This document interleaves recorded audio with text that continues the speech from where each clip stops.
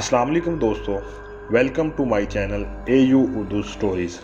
तो कैसे हैं आप लोग? उम्मीद करता हूँ खैरियत से होंगे, जहाँ भी होंगे खुश होंगे।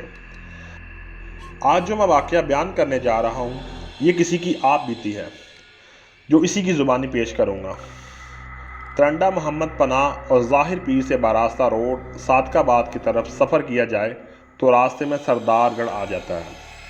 अब तो हर तरफ छोटी बड़ी तारकोल की सड़कें बन गई हैं। पहले ये सड़कें बहुत ख़राब थीं। ये कम अज़ कम 45-50 साल पहले की बात है। घने जंगलात की भरमार थी। इंसानी आबादी बहुत कम थी। वीरान इलाके बहुत ज़्यादा थे। हिंदू जिनको मकामी लोग कराड़ कहते थे। कराड़ों के मकान पुरअसरार किस्म के होते थे। पाकिस्तान बन जाने के बाद वो हिंदुस्तान हिजरत कर गए थे। बड़े बड़े सेठ हिंदू ही रह गए थे जो आज भी सिंध और बलूचिस्तान में मौजूद हैं। इनके शमशान घाट जहां मर्दों को जलाया जाता था, कई मकानों और दुकानों पर मुसलमान काबिज हो गए थे और कई मकान गैर आबाद थे जो खंडर बन गए। सर्दियों की एक शाम थी। मैं और मेरे मामू सड़क किनारे खड़े थे। एक पुरानी बस हमें उतार कर जा चुकी थी। हमने कुछ आगे अपने घर जाना था। चांद की 14 तारीख थी। हम खड़े सोच रहे थे कि आगे सफ़र जारी रखें या यहीं पर रात बसर करें। सुबह उठकर अपने घर चले जाएंगे।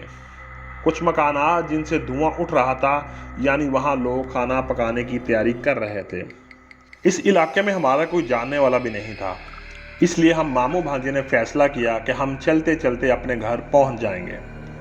हमें थकन तो थी, मगर हम 2.5 से 3 किलोमीटर पैदल सफ़र करने के काबिल थे। हम दोनों ने चलना शुरू किया।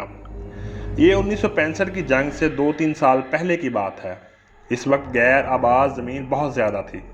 हू का आलम तारी रहता था। हम पैदल सफ़र करते करते जलालपुर के करीब पहुंच गए थे। हमारी दाएं बाएं खजूरों के घने दरख्त मौजूद थे। सामने एक घने दरख्त वाला बाग नज़र आ रहा था।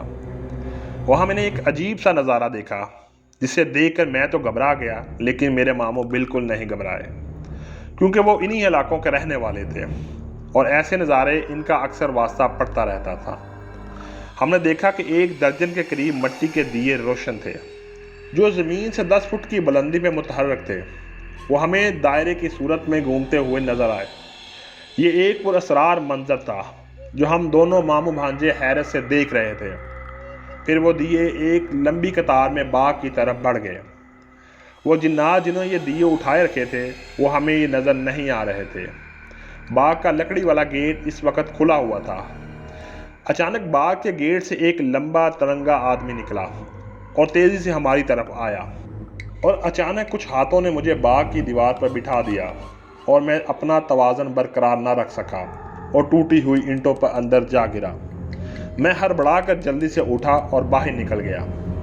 बाहर मेरे मामू खड़े थे। उन्होंने मुझे पूछा, तुम कहाँ चले गए थे? मैं हैरान रह गया।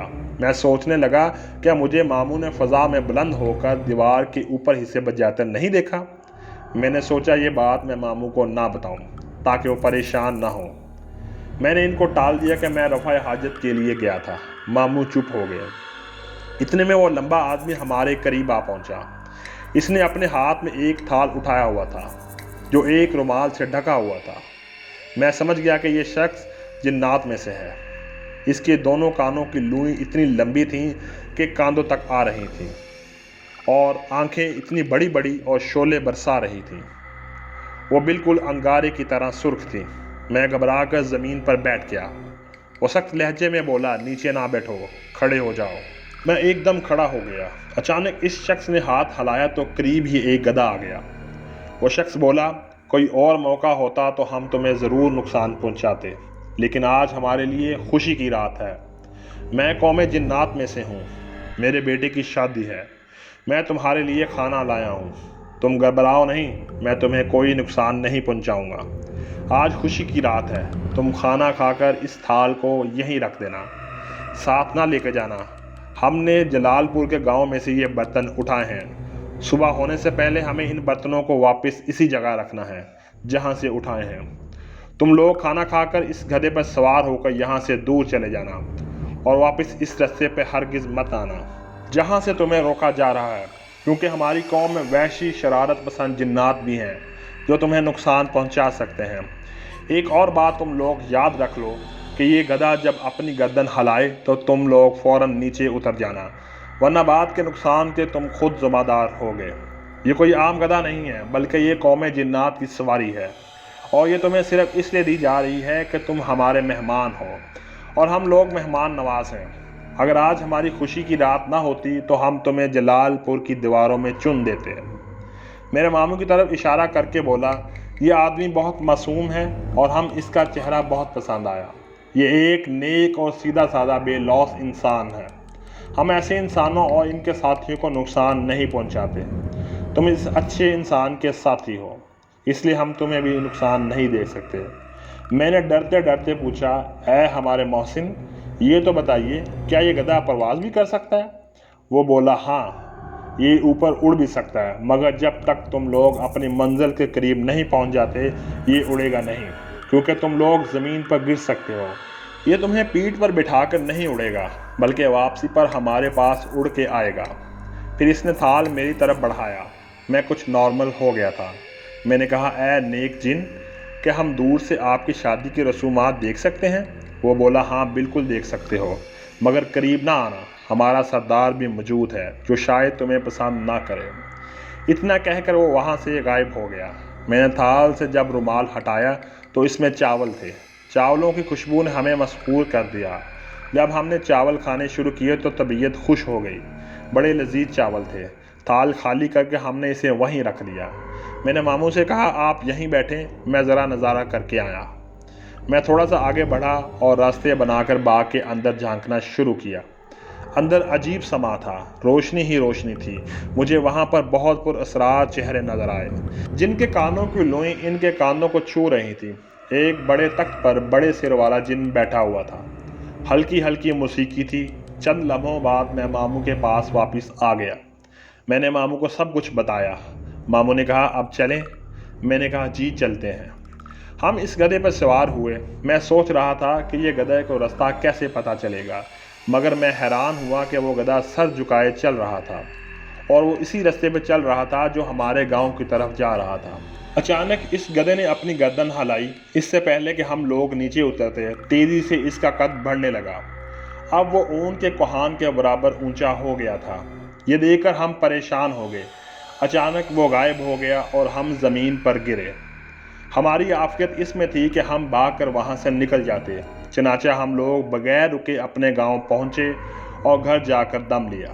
یہ بہت پر اسرار مناظر تھے، اس لیے ہم نے کسی سے ان کا ذکر نہیں کیا۔ میں چند دن ماموں کے ہاں رکا۔ میرے دل میں بہت تجسس تھا کہ دن کی روشنی میں مجھے اس باغ کو اندر سے دیکھنا چاہیے۔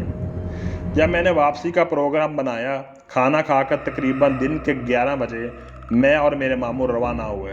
ماموں نے کچھ سفر میرے ساتھ کرنا تھا۔ جب ہم اس باغ کے قریب پہنچے تو میں نے ماموں سے کہا، آپ کچھ دیر یہاں کسی درخت کے نیچے سائے میں بیٹھیں، میں ذرا باغ کا چکر لگا کر آتا ہوں۔ ماموں نے کہا، دور سے اس جگہ کو دیکھنا جہاں جنات کی شادی تھی، اس کے قریب نہ جانا، یہ جگہ بھاری ہوتی ہے اور جنات نقصان پہنچانے سے باز نہیں آتے۔ میں نے کہا، پریشان نہ ہو، میں دور سے ہی وہ جگہ دیکھ کر آ جاتا ہوں۔ میں باغ میں داخل ہوا۔ مجھے سامنے ہی درختوں کے نیچے ایک چارپائی بچھی ہوئی نظر آئی، جس پر ایک بڑے پیٹ والا شخص نظر آیا جو ہاتھوں سے کھجور کا بان بٹ رہا تھا۔ اس نے مجھے کہا، او بچے، کیا کام ہے؟ میں اس کے قریب پہنچ گیا اور اس سے ہاتھ ملایا۔ اس نے مجھے چارپائی پہ بیٹھنے کو کہا۔ میں بیٹھ گیا اور ادھر دیکھنے لگا جہاں جنات کی شادی دیکھی تھی۔ اس آدمی نے مجھے کہا، بچے کہاں سے آئے ہو؟ اگر مجھ سے کوئی کام ہے تو بتاؤ۔ میں نے کہا، میں فلاں بستی سے آیا ہوں، اپنے شہر جا رہا ہوں۔ کچھ دن پہلے میں اپنے ماموں کے ساتھ یہاں سے گزرا تو جنات سے ہمارا واسطہ پڑ گیا تھا۔ انہوں نے ہمیں چاول کھانے کو دیے اور سواری کے لیے ایک گدھا بھی دیا تھا جو کہ لمبا ہو گیا تھا۔ بعد میں وہ غائب ہو گیا۔ ہم نیچے گر گئے اور میں نے ان کی شادی بھی دیکھی تھی۔ اب میں تسلی کرنے آیا ہوں کہ کیا واقعی اس باغ میں جنات رہتے ہیں؟ میری بات سن کر وہ بوڑھا بولا، تم بالکل سچ کہہ رہے ہو، باغ کے اس حصے میں جنات کا بسیرا ہے۔ میں کافی عرصے سے اس باغ میں رہتا ہوں اور اس طرح کے کئی نظارے دیکھ چکا ہوں۔ اس کے ساتھ ہی اس بوڑھے کی آنکھیں سرخ ہونا شروع ہو گئیں اور وہ جھومنے لگا۔ جھومتے جھومتے اس نے چارپائی کے قریب پڑا ہوا گڑا اٹھا کر میرے چہرے پہ دے مارا، جو میری دائیں آنکھ کے قریب لگا اور ٹوٹ گیا۔ مٹکا لگنے سے میری جلد پھٹ گئی اور زخم سے خون بہنا شروع ہو گیا۔ شاید اس میں جن آ گئے تھے۔ پھر وہ بوڑھا جھومتے جھومتے چارپائی سے نیچے گر گیا۔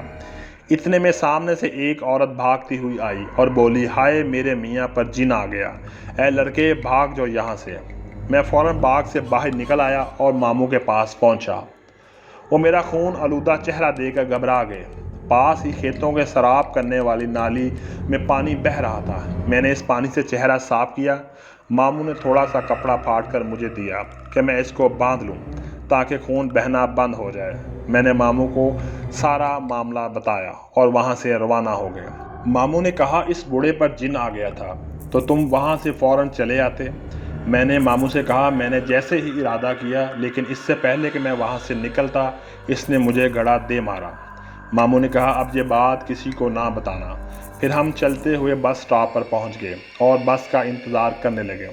1 گھنٹے کے بعد رحیم یار خان کی طرف سے بس آ گئی اور میں بس میں سوار ہو گیا۔ اس طرح ہمیں اپنے شہر پہنچ گئے۔ اس واقعے کے ایک لمبا عرصہ ہو گیا ہے اور اس کہانی کی سچائی کی بڑی نشانی اب تک میرے چہرے پر داغ کی صورت میں موجود ہے۔ اگر آپ کو آج کی ویڈیو پسند آئی ہو تو لائک کیجیے گا، شیئر کیجیے گا اور کمنٹ سیکشن میں اپنی رائے ضرور دیجیے گا تاکہ ہم آنے والے دنوں میں آپ کے لیے مزے کی سٹوریز لے کے آتے رہیں۔ ملتے ہیں اگلی ویڈیو میں، تب تک کے لیے اللہ حافظ۔